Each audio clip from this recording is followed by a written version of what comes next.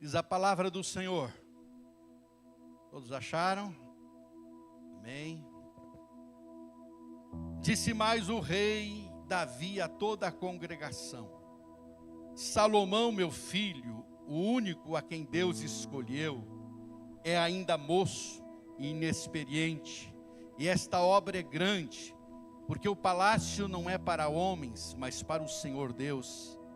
Eu, pois, com todas as minhas forças, já preparei para a casa de meu Deus, ouro para as obras de ouro, prata para as de prata, bronze para as de bronze, ferro para as de ferro, e madeira para as de madeira, pedras de ônix, pedras de engaste, pedras de várias cores, de mosaicos e de toda sorte de pedras preciosas, e mármore, e tudo em abundância. E ainda, porque amo a casa de meu Deus, o ouro e a prata particulares que tenho, dou para a casa de meu Deus, afora tudo quanto preparei para o santuário: 3.000 talentos de ouro, do ouro de Ofir, 7.000 talentos de prata purificada para cobrir as paredes das casas, ouro para os objetos de ouro e prata para os de prata, e para toda obra de mão dos artífices. Quem, pois, está disposto hoje a trazer ofertas liberalmente ao Senhor? Então os chefes das famílias, os príncipes das tribos de Israel, os capitães de 1000 e os de 100, e até os intendentes sobre as empresas do rei, voluntariamente contribuíram, e deram para o serviço da casa de Deus 5.000 talentos de ouro, 10.000 daricos, 10.000 talentos de prata, 18.000 talentos de bronze e 100.000 talentos de ferro. Os que possuíam pedras preciosas as trouxeram para o tesouro da casa do Senhor, a cargo de Jeiel, o gersonita. O povo se alegrou com tudo o que se fez voluntariamente, porque de coração íntegro deram eles liberalmente ao Senhor. Também o rei Davi se alegrou com grande júbilo.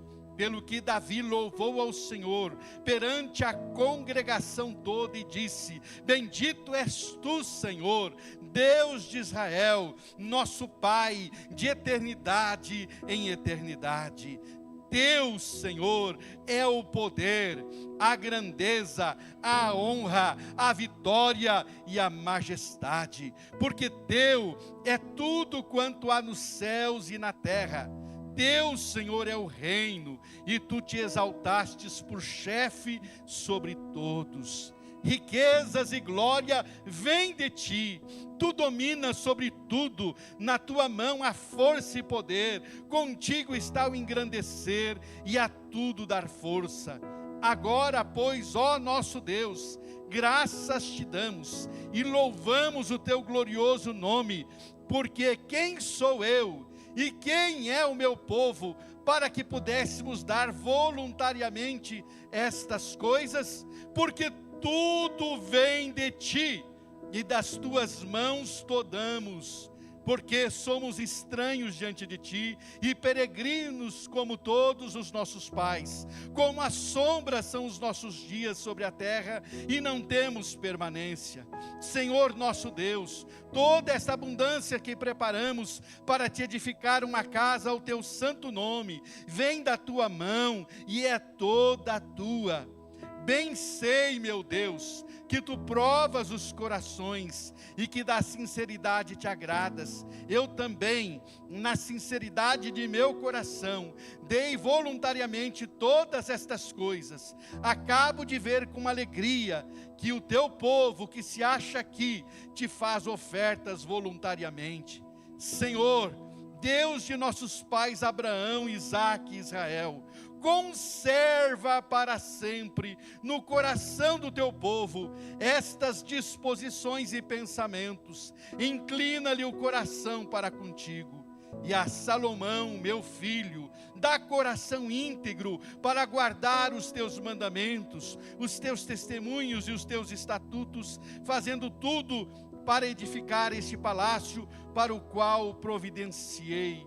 Então disse Davi a toda a congregação: agora louvai o Senhor vosso Deus. Então toda a congregação louvou ao Senhor, Deus de seus pais. Todos inclinaram a cabeça e adoraram o Senhor e se prostraram perante o rei. Ao outro dia, trouxeram sacrifícios ao Senhor e lhe ofereceram holocaustos de 1000 bezerros, 1000 carneiros, 1000 cordeiros, com as suas libações, sacrifícios em abundância por todo Israel. Comeram e beberam naquele dia perante o Senhor com grande regozijo. Amém. Deus abençoe a sua palavra. Pode assentar-se, querido irmão. A cosmovisão de um adorador. O que é cosmovisão? A palavra vem do alemão Weltanschauung e foi usada pela primeira vez pelo filósofo alemão Immanuel Kant. Cosmovisão é a forma como uma pessoa percebe e concebe o mundo, a partir de um conjunto de crenças, valores e impressões. É uma visão de mundo que influencia as decisões, atitudes de uma pessoa. É um modo de pensar, de se importar e se posicionar diante do mundo. Resumindo, cosmovisão é a maneira como se vê o mundo. De uma forma geral, o ser humano, ele olha e vê o mundo a partir de um ponto de vista secular e humano. Mas quando nos convertemos ao Evangelho de Jesus, ao Senhor Jesus, a nossa cosmovisão de mundo, ela precisa mudar. A nossa visão de mundo precisa mudar. E ela precisa mudar a partir das lentes do Evangelho. A partir dos olhos de Deus, nós precisamos ver e viver a vida de uma forma diferente. Se o mundo sem Cristo tem uma visão, a nossa cosmovisão, a partir da nossa conversão, ela precisa passar, sem dúvida alguma, pelas lentes do Evangelho, pelas lentes do próprio Senhor Jesus Cristo. O texto que nós lemos registra a oferta que Davi fez para a construção do templo de Jerusalém. E registra aqui o seu exemplo de liberalidade. Ele diz: do meu pessoal estou dando tudo, ouro, prata, ferro, tudo.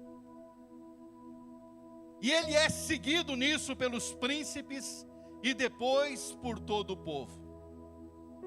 Quem sabe o versículo de mais impacto seja os versos 4 e 5, que na nova versão transformadora, especialmente a parte B do versículo é muito inspiradora.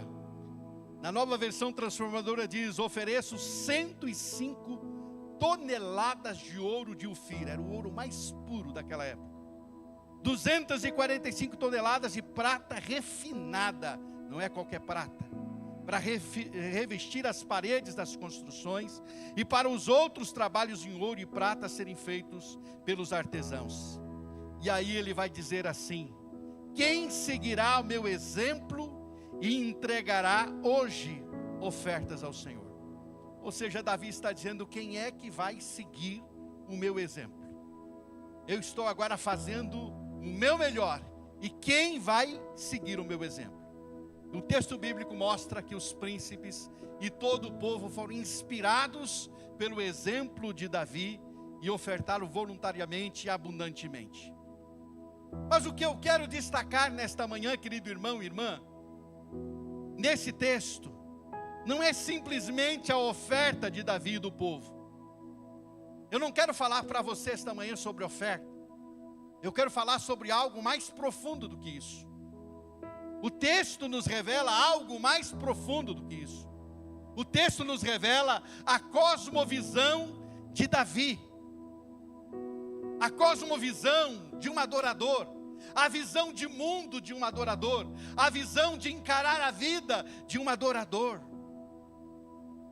O texto nos revela a maneira de pensar, a maneira de ver o mundo, a maneira de se posicionar de um verdadeiro adorador, aqui no caso, Davi.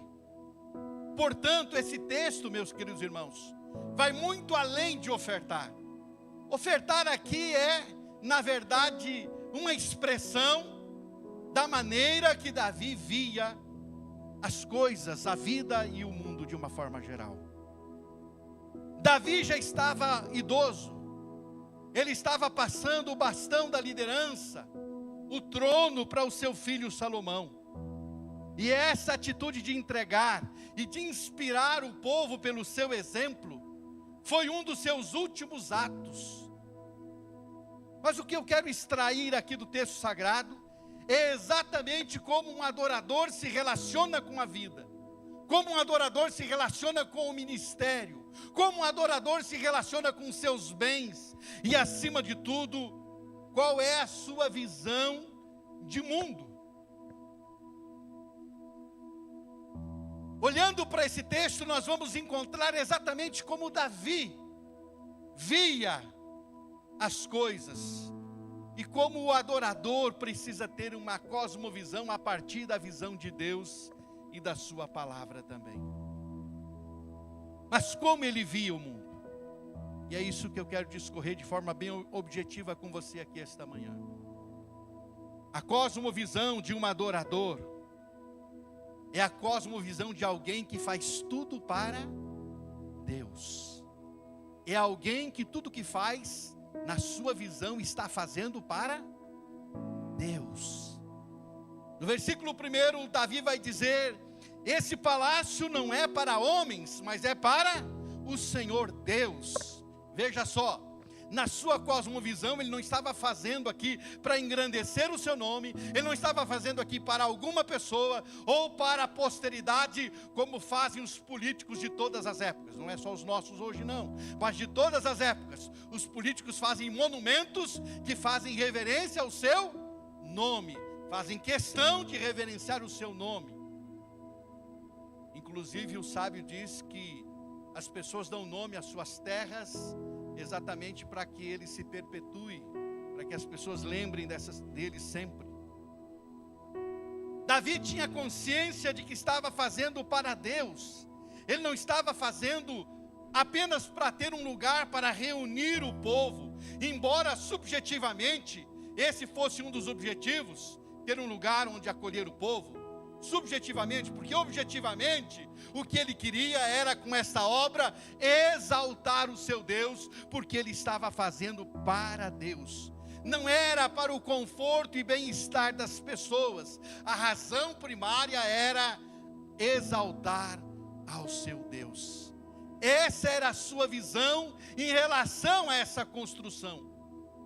Hoje, quando a gente vai fazer qualquer coisa, geralmente a gente pensa nas pessoas, no conforto. Os bancos tão duros, né? Vamos ter uma cadeirinha mais confortável. O espaço está desconfortável, vamos criar um espaço mais confortável para as pessoas. Não tem estacionamento, vamos criar um espaço. Tudo isso é válido, não estou dizendo que não seja, mas isso não pode jamais ser o alvo primário na vida de um verdadeiro adorador. Ele faz primeiramente fazendo isso para o Senhor, entendendo que ele não está fazendo para agradar a esse ou aquele, mas para Deus. É isso que a gente precisa entender. Como isso se coaduna com aquilo, né? Se harmoniza com aquilo que o apóstolo Paulo, ele fala aos Colossenses, quando ele diz que os escravos que estavam se convertendo deveriam servir aos seus senhores como se estivessem servindo a Deus. É interessante isso. É a mesma visão, a mesma cosmovisão de Davi. Estou fazendo para Deus, não estou fazendo para estabelecer o meu nome, não estou fazendo para agradar pessoas ou para o conforto de pessoas. Estou fazendo para o Senhor, porque essa obra é para Ele. E aí Paulo lá escrevendo aos Colossenses, ele diz: em tudo que fizerem, trabalhem de bom ânimo, como se fosse para o Senhor e não para o homem. Sabe para quem que ele está dizendo isso? Para escravos que estavam se convertendo ao cristianismo. Ele não diz: faça uma revolta, se insurjam contra os seus senhores, vamos fazer um motim. Não, ele não diz isso, ele não faz isso. Ele diz: escravos, quando vocês estiverem trabalhando para os seus senhores, a visão de vocês mudou agora. Vocês agora são de Cristo. E quem é de Cristo tem uma visão diferente de mundo. Vocês não estão servindo a esses homens. Vocês devem fazer como se estivessem fazendo para o próprio Senhor Jesus. O que é isso? É uma mudança de ver as coisas. Muda a cosmovisão, a visão de mundo, quando você passa a ver com as lentes do Evangelho de Jesus Cristo. Sempre houve, meus queridos, e haverá pessoas fazendo ou deixando de fazer por causa de homens. Sempre haverá. Quem sabe você já disse ou já ouviu alguém dizer: estou fazendo isso porque é para tal pessoa. Se não fosse para tal pessoa, eu não faria. Ou quem sabe você já ouviu alguém dizer: não estou fazendo porque é para tal pessoa. Se não fosse para tal pessoa, eu até que faria. A gente ouve isso muitas vezes no boicote à liderança. Não vou fazer porque é para o pastor tal, pastor Elias. Não vou fazer porque é pastor Elias. Não vou fazer. Eu vou fazer porque é para o pastor. Você não tem que fazer nada para mim, nem deixar de fazer para mim. Você tem que ter uma visão de fazer as coisas para Deus. Eu vou fazer porque eu gosto desse líder agora que está estabelecido aí, meu líder de homens, meu líder de mulheres, meu líder de jovens. Eu vou fazer porque eu gosto dele. Eu não vou fazer porque eu não gosto dele. Isso mostra claramente que a sua visão de enxergar as coisas continua tão mundana quanto era antes de você vir para Cristo. Porque quando você vem para Cristo, deixa de fazer para esse ou para aquele e faz tudo para a glória dEle. Para Ele é que você faz. Você se move para Ele, você se dedica para Ele, você consagra para Ele, porque você faz tudo entendendo que está fazendo para Deus. Essa visão que precisamos ter. É isso que precisamos entender. Davi nos ensina que não podemos ter uma cosmovisão corrompida e mundana. Precisamos entender a essência do Evangelho. Davi nos ensina que o verdadeiro adorador faz tudo com foco em Deus e para Deus. Estou fazendo em Deus e para Deus. E quando você faz em Deus e para Deus, há sempre alegria no seu coração. Não há tristeza em nada que você faça. Há alegria. Não há murmuração nos seus lábios. Há alegria, porque você entende que está fazendo para o Senhor. Quando você deixa de fazer e cumprir o seu ministério, querido, você não está prejudicando uma pessoa. Você está deixando de fazer para Deus. E isso que você ainda não entendeu, se você ainda não entendeu. Por isso é importante entender essa verdade. A cosmovisão de um adorador é a cosmovisão de quem semeia para o futuro. Davi deixa claro ainda no versículo 1 que Deus havia escolhido Salomão para construir o templo. Davi não era imediatista.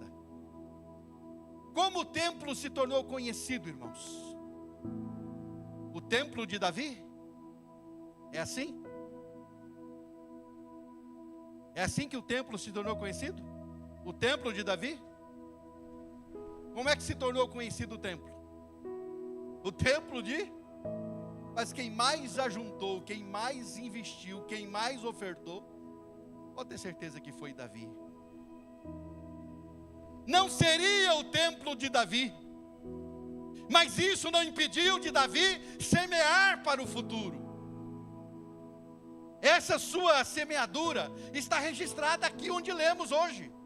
para nossa inspiração hoje, no século 21. Uma coisa que ele fez há quase 3.000 anos atrás, está registrada aqui no livro sagrado, para inspirar você e a mim, porque ele não fez pensando nele, ele não fez, eu vou fazer porque eu vou desfrutar do tempo, não, ele fez semeando para o futuro, entendendo que ele não veria, mas aconteceria, e ele estava fazendo pensando exatamente nisso. Davi não viu o templo construído, mas Davi semeou com uma consciência de que estava fazendo para a eternidade. Quem faz para Deus sempre semeia para a eternidade, querido irmão. Semeia para a eternidade. As pessoas geralmente fazem as coisas pensando em si mesmo. Alguns pensam: se eu não vou desfrutar, então não tem para que eu fazer. Se eu não vou desfrutar, não tem por que eu fazer. Isso é a visão de quem não entende que tudo conta para a eternidade. Aquilo que você faz semeando tem que ser semeado nesta visão de fazer para a eternidade. Um idoso estava plantando uma jabuticabeira, quando um jovem passou e lhe perguntou: quanto tempo demora para essa jabuticabeira dar frutos? E o idoso respondeu: cerca de 15 anos. E o jovem lhe disse: então o senhor provavelmente não comerá do fruto dessa jabuticabeira. E o idoso respondeu: é certo que não comerei, disse o idoso. O jovem lhe diz: então para que plantar, se o senhor não vai desfrutar do fruto? E o idoso respondeu: ninguém comeria jabuticaba se todo mundo pensasse como você.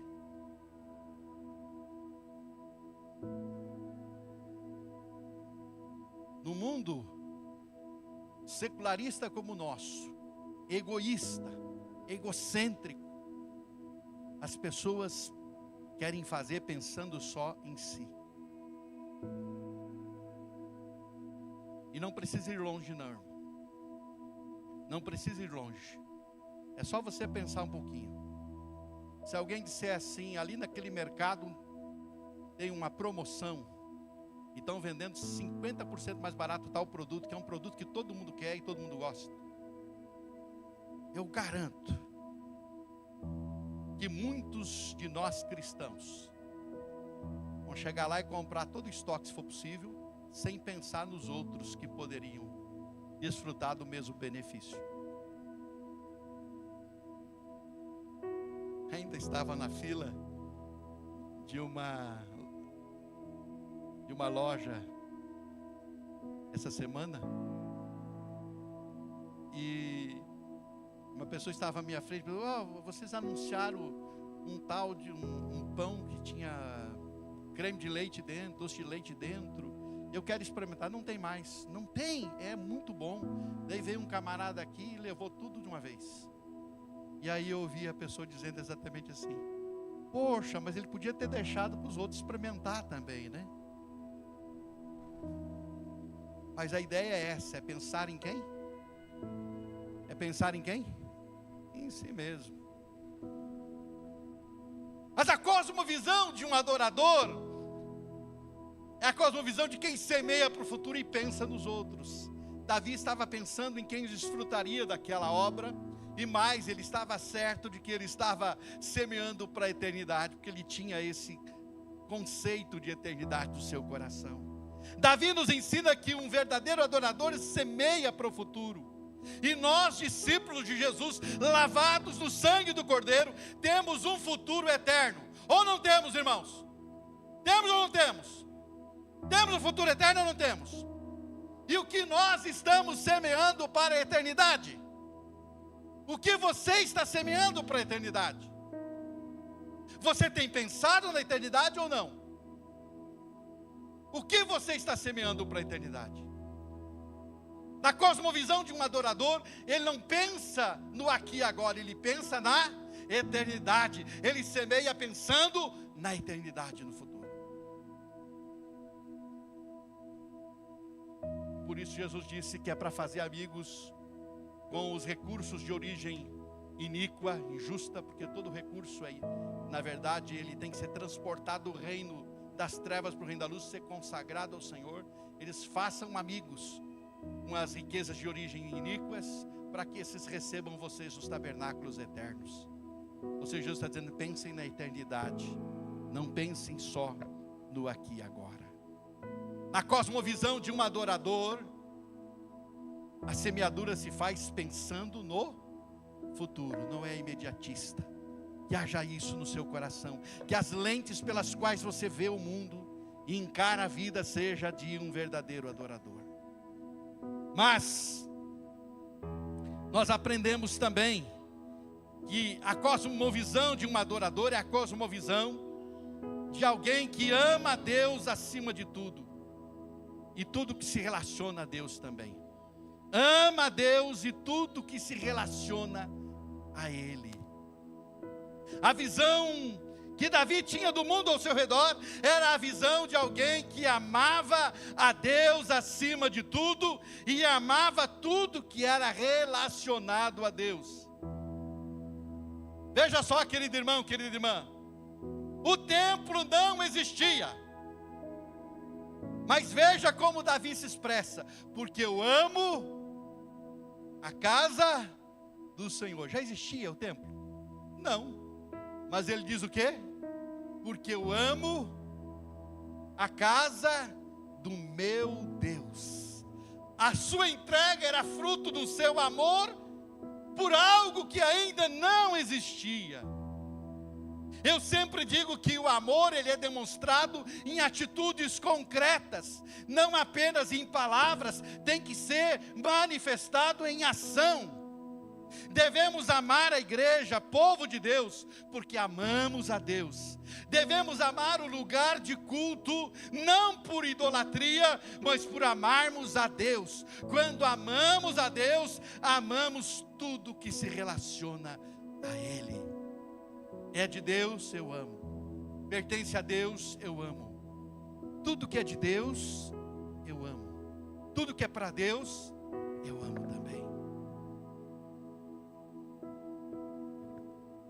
Na cosmovisão de Davi, tudo que pertencia, dizia respeito a Deus, era objeto do seu amor. Era objeto de respeito, de cuidado. O verdadeiro adorador não dissocia Deus daquilo que pertence a Ele. Por isso devemos amar a criação, zelando e cuidando, porque a criação é a criação de Deus. Por isso devemos amar a igreja, porque não tem como amar a Deus e não amar o edifício espiritual que Ele construiu, chamado igreja, o seu corpo aqui na terra. Por isso, quando você encontrar algum desigrejado, é porque ele não tem a visão correta das coisas. Todo desigrejado diz que não precisa da igreja, que não precisa estar no corpo, que ele está muito bem com Deus. É um ignorante que está com uma visão distorcida, corrompida e não consegue enxergar. Quando você tem a cosmovisão de um adorador, você entende que tudo aquilo que diz respeito a Deus é objeto do seu amor. Eu amo ao Senhor. Eu amo a sua casa, eu amo o seu povo, porque eu amo a Deus. Por isso, se eu amar a Deus, eu preciso inevitavelmente amar o meu irmão. João contextualiza isso para nós dizendo, se você ama a Deus, tem que amar o seu irmão. Se você não amar o seu irmão, você não ama a Deus, é mentira, você é mentiroso. Você pode dizer que ama a Deus, mas você não ama teu irmão, você é um mentiroso. Porque se você amar a Deus, você vai amar aquilo que é fruto do seu amor também, que é o ser humano. Aí você não ama pessoas e diz que ama a Deus, não tem como. Então, meu querido irmão, na cosmovisão de um adorador, o adorador, ele ama a Deus e tudo que se relaciona a Ele, tudo que diz respeito a Ele. Por isso ama a igreja de Jesus. E quando falo da igreja, não estou falando das quatro paredes. Até ama o lugar de culto, sim. Porque é o lugar onde ele se reúne para cultuar a Deus, mas ama o povo de Deus, o edifício espiritual chamado igreja. Ama e se relaciona com a igreja de Jesus. O verdadeiro adorador não dissocia Deus daquilo que pertence a Ele. Por isso Davi diz, porque eu amo a casa do meu Deus. Que casa era essa que nem construída estava? Só tinha uma barraca, uma tenda lá com a arca. Mas ele está falando de algo que diz respeito a Deus. Então, se é para Deus, eu amo aquilo que é de Deus também.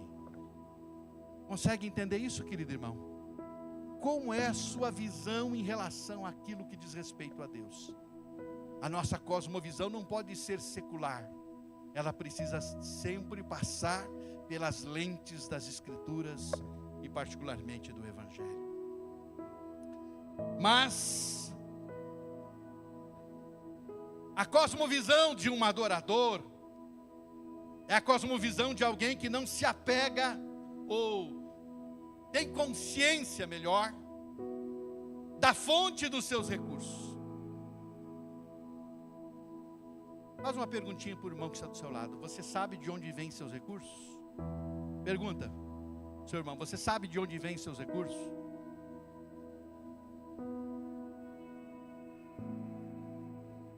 Se você for responder humanamente, o que você vai responder? É fruto do quê?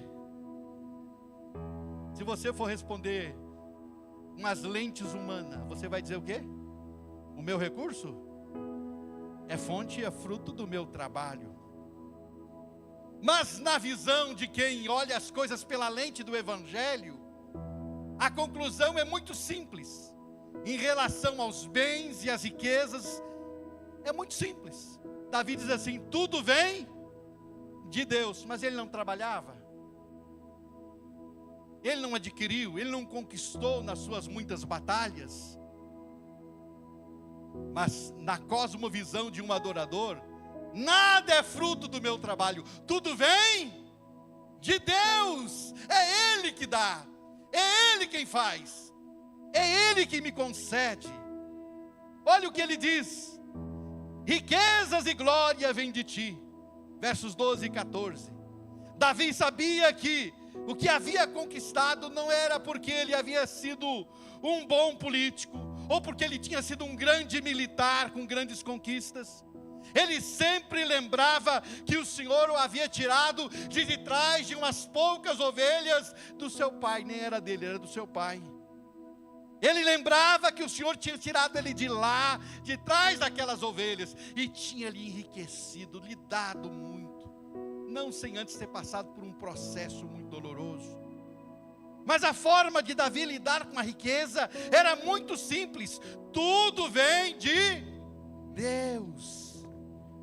Creio que Davi conhecia esse texto de Deuteronômio 8:18. Antes te lembrarás do Senhor teu Deus, porque é Ele o que te dá força. Ele faz o quê? Te dá força para adquirires riquezas, para confirmar a sua aliança que sob juramento prometeu a teus pais, como hoje se vê. Quem vê a vida dessa forma tem facilidade para dar, porque é tudo de Deus, vem dele, é dele, pronto. Por isso no verso 14, Davi vai dizer: nós estamos aqui te dando aquilo que recebemos de ti. Nós estamos te dando, Deus, aquilo que já é teu. Olha que coisa mais simples. Na cosmovisão de um adorador, ele não está dando nada. Ele está simplesmente devolvendo para aquele que é o verdadeiro doador de todas as coisas. E a gente fica preocupado: eu estou dando do meu, você não está dando do seu coisíssima nenhuma. Se você ainda acha que é teu, que você é que produz com a força do seu braço, com a sua inteligência, com a sua perspicácia, com o seu conhecimento, com as suas faculdades, com o seu não sei o quê, você está redondamente enganado, porque na verdade, se Deus cortar o fiozinho da sua vida, você já era. É dele que vem a força para você adquirir qualquer coisa. Não é porque você é um bom vendedor, não é porque você é um bom negociante, não é porque você sabe poupar e é econômico. Não, é porque tudo vem dele. tudo vem dele. Por isso Davi diz: nós estamos te dando aquilo que recebemos de ti, nós estamos te dando aquilo que já é teu. O verdadeiro adorador tem consciência de que tudo vem de Deus, de Deus, de Deus, é dele que vem. Tem consciência da fonte dos seus recursos. Essa é a visão de alguém que vê pelas lentes do Evangelho. Tudo é de Deus. E por isso vai dizer: Deus é o Senhor quem dá. Por isso devolvemos aquilo que é teu também. E quando a gente vê isso, irmãos, quando a gente vê a partir dessa visão bíblica, escriturística, muda a nossa maneira de lidar com as coisas também. Por isso Davi era alguém que entendia quem ele era, de onde Deus o havia tirado, e que tudo que ele tinha uma fonte, e essa fonte era Deus. Amém? Mas a cosmovisão de um adorador, não se apega às coisas daqui. Versículo 15, Davi também tem a visão correta da vida. No versículo 15 ele vai dizer: somos peregrinos, e como a sombra são os nossos dias sobre a terra. O que ele está dizendo? Eu entendo, Deus, que assim como os nossos pais, nós somos peregrinos aqui. Estamos de passagem, e a nossa vida é como uma sombra. E quem sabe que não é daqui, não se apega às coisas daqui. O verdadeiro adorador, ele tem clareza sobre o que realmente importa, e por isso é desapegado. O materialismo sempre esteve presente na vida do ser humano. As guerras, as brigas em família, estão sempre embasadas na busca por ter e por poder. Há famílias em que os filhos já estão brigando pela herança com os pais vivos ainda. Estão discutindo e brigando, porque eu tenho mais parte que você, você tem menos do que eu, e já estão brigando com os pais vivos. É até um desrespeito. Mas a ganância, a avareza, a sede por poder é o que move o ser humano que ainda não nasceu de novo.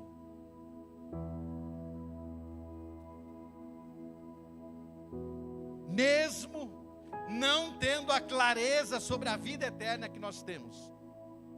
Davi viveu 1000 anos antes de Cristo. Ele não sabia muita coisa sobre a eternidade, que Jesus veio e revelou.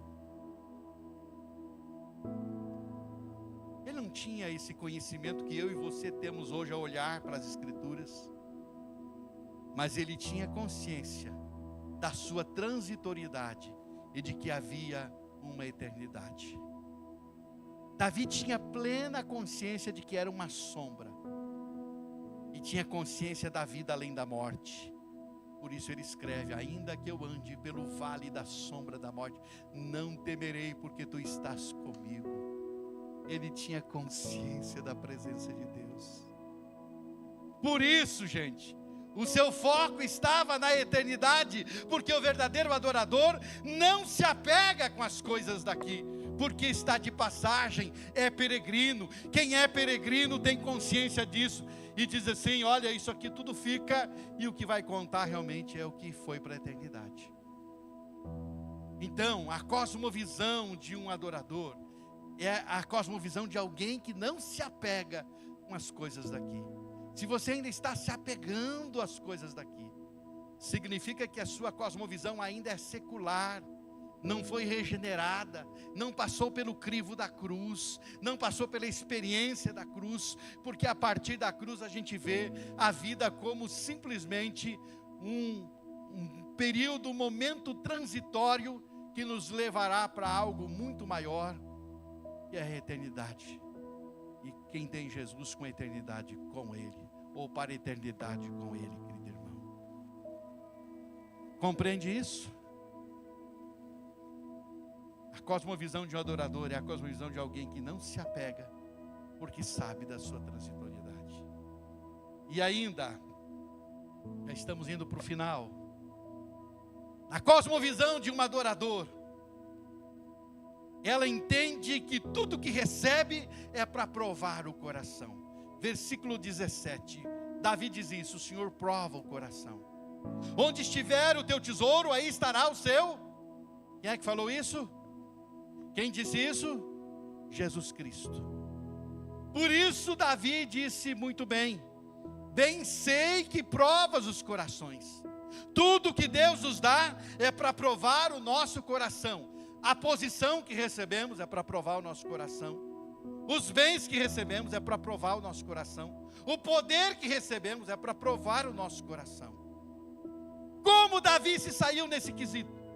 Extremamente bem. Há algum relato na Bíblia, meus queridos irmãos, de Davi brigando pelo trono? Há algum relato? Não. Ele sabia que o trono era de Deus. Ele não se insurgiu contra Saul. Teve oportunidades para matar o Saul e assumir o trono. Ele já era ungido de Deus, mas ele não se insurgiu porque ele acreditava que o trono não era do Saul, o trono era de Deus. E Deus põe, Deus tira, Deus tira, Deus põe. E é isso que ele faz. Deixou Deus cuidar de tudo, da situação. Quando Absalão se insurge, usurpa o trono, Davi briga pelo trono? Não briga pelo trono. Davi sai, deixa o trono, foge. E quando ele tem que lutar, não é pelo trono, é em defesa da vida. Porque o seu filho mandou matá-lo e foi atrás dele para matá-lo. Então ele não está brigando pelo trono, ele está defendendo a sua vida. Portanto, ele não brigou pelo trono.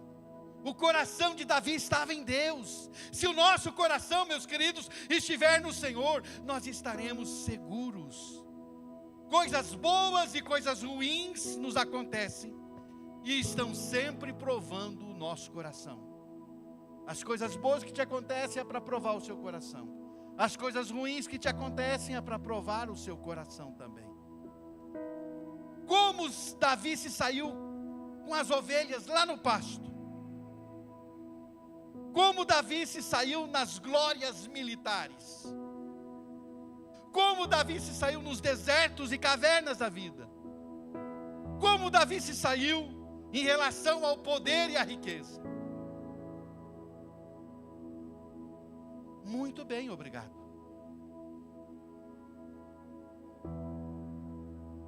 Teve falhas? Teve fracassos, foi corrigido,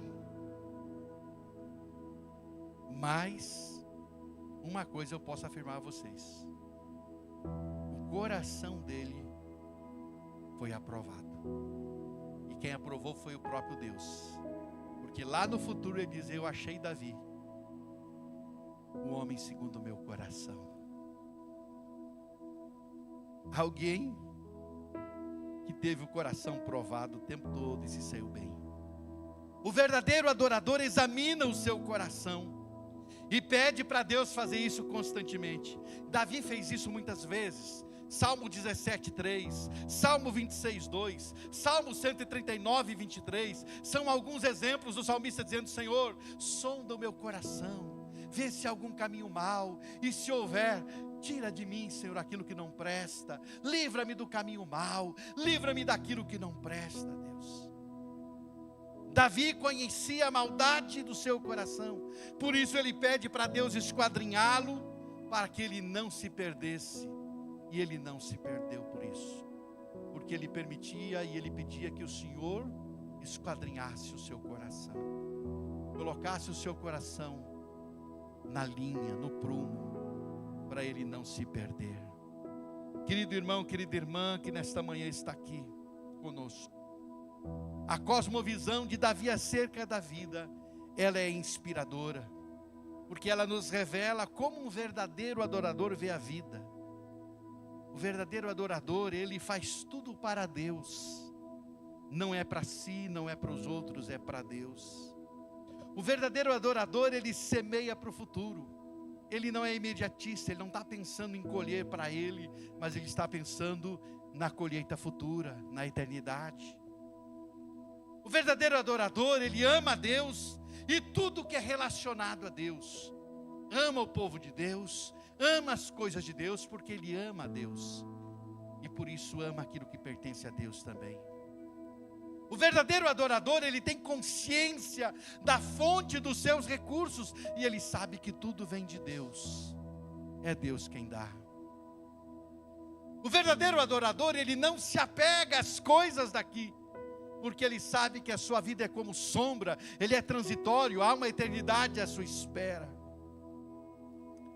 O verdadeiro adorador, ele entende que tudo que recebe é para provar o seu coração.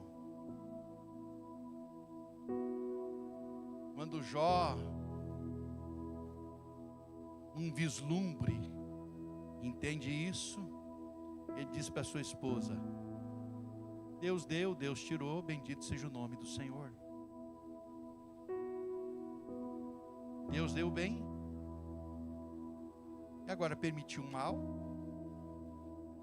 Ele continua sendo Deus, e ponto final. E no seu processo de autoconhecimento e de descobrimento de Deus, ele chega no final da sua história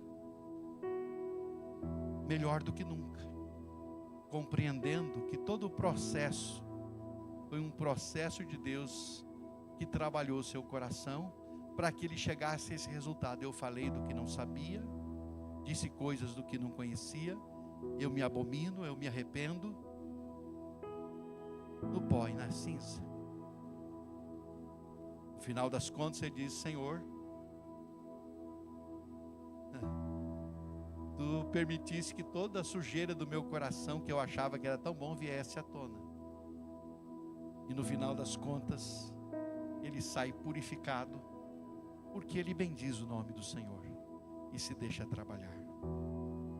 O resultado de tudo isso, verso 9 e verso 22 que nós lemos, há muita alegria. E o verso 22 fala de regozijo, que é uma alegria esfuziante, é uma alegria acima da média, que contagia. Verso 9 e verso 22, você encontra essas expressões de alegria, porque Davi era um homem que tinha uma visão de mundo, das coisas a partir de uma espiritualidade bem resolvida e de uma vida com Deus bem resolvida também. Meu querido irmão, minha irmã, o que eu quero desejar esta manhã ao seu coração é que você enxergue a vida não com as lentes humanas, mas a partir da visão divina, daquilo que Deus tem, olhando pelas lentes das Escrituras e dizendo: não, as lentes do Evangelho são diferentes, e eu enxergo as coisas de forma diferente. Curva a sua cabeça e feche seus olhos. Se você foi tocado por essa mensagem, não deixe de curtir esse vídeo. Inscreva-se no nosso canal no YouTube, e assim você pode ter acesso a mais mensagens como essa para edificar a sua vida. E se você deseja fazer parte da nossa igreja, ter mais acesso às nossas informações e novidades, é só você baixar o nosso aplicativo no seu celular.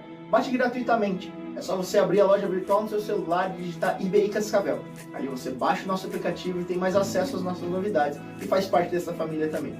Deus te abençoe e um grande abraço.